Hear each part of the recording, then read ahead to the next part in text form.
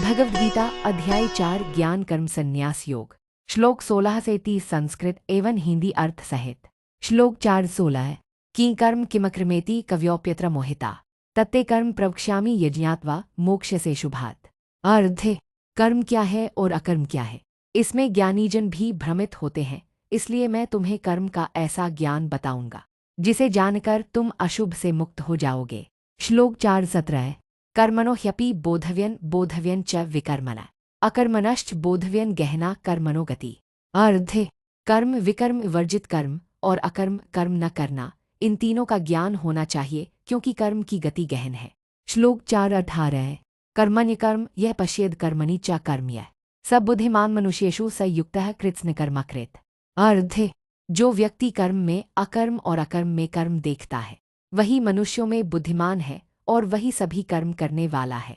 श्लोक 4:19 यस्याने कर्माणि संगन त्यक्त्वा फलप्रेप्सया त्यक्त्वा कर्मफलासंगन नित्यतृप्तो निराश्रय।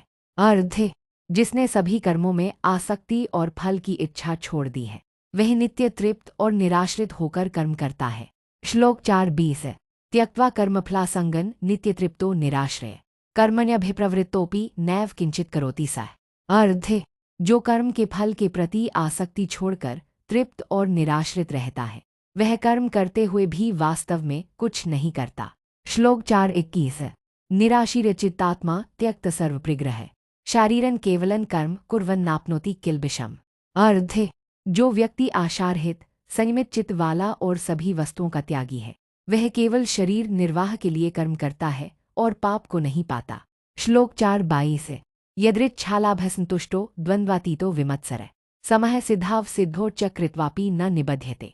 अर्थ जो यदृच्छा से प्राप्त में संतुष्ट, द्वंद्वों से परे और द्वेष रहित है तथा सिद्धि में समान रहता है वह कर्म करता हुआ भी बंधता नहीं। श्लोक 4:23 गतसंगस्य मुक्तस्य ज्ञानावस्थितचेतस यज्ञायाचरतः कर्म समग्रन प्रविलीते।